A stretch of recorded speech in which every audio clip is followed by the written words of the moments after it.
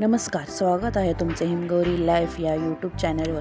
आज आपण तांदळाच्या पिठापासून उकडीचे मोदक कसे बनवायचे हे आज आपण बघणार आहोत। त्यासाठी प्रथम आपण तांदळाच्या पिठाची उकड काढून घ्यायची आहे। इथे मी 1.5 वाटी पाणी वापरले आहे।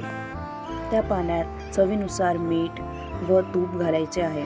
उकड काढताना इथे आपण दोन्ही समप्रमाणात घेणार आहोत। त्यासाठी मी 1.5 वाटी तांदळाचे पीठ घेतले आहे व ह्या पिठात मी 2 चमचे कॉर्नफ्लॉवर टाकलेले आहे। कॉर्नफ्लॉवरमुळे आपण जे तांदळाच्या पिठाची पारी बनवणार आहे त्याला तडे जाणार नाही व ते पीठ मऊ राहते।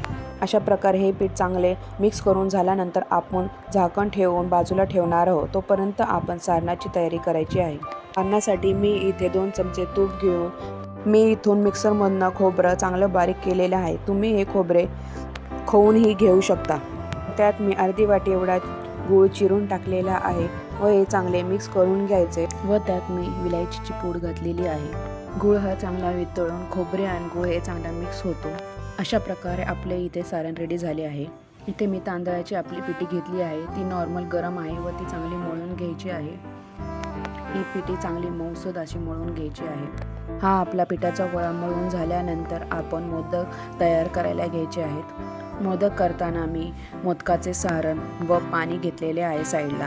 हे पाणी मी पीठ आपल्या हाताला चिटकू नये म्हणून त्यासाठी घेतलेले आहे। अशा प्रकारे तांदळाच्या पिठाची आपण अशा प्रकारे पारी तयार करून घ्यायची आहे खोल अशी।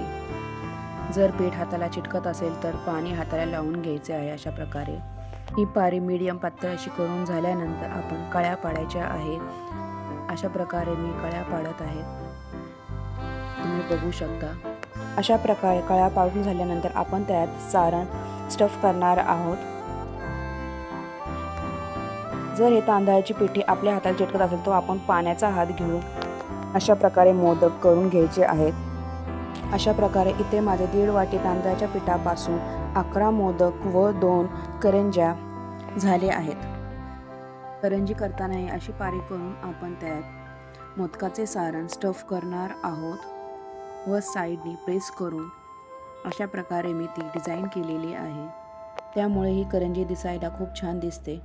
आता या मोदकाला उकड काढायची आहे। त्यासाठी मी गॅसवर एक कढई टाकून त्यात पाणी ठेवून चाळणीला तेल लावून सगळे मोदक ठेवलेले आहेत। हे मोदक तुम्ही केळीच्या पानावर किंवा हळदीच्या पानावर उपलब्ध असतील तर ठेवू शकता, नाही तर असे ठेवले तरी चालतात। या मोदकावर झाकण ठेवून मी 15 मिनिटं स्टीम करून घेतलेले आहेत।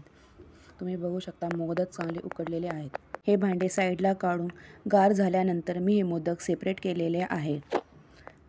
मोदक सेपरेट झाल्यानंतर गणपतीला पहिले मी नैवेद्य दाखवलेला आहे। अशा प्रकारे माझी ही मोदकाची रेसिपी रेडी झाली आहे। तुम्हाला जर आवडली असेल तर लाईक, शेअर आणि सबस्क्राईब करायला विसरू नका।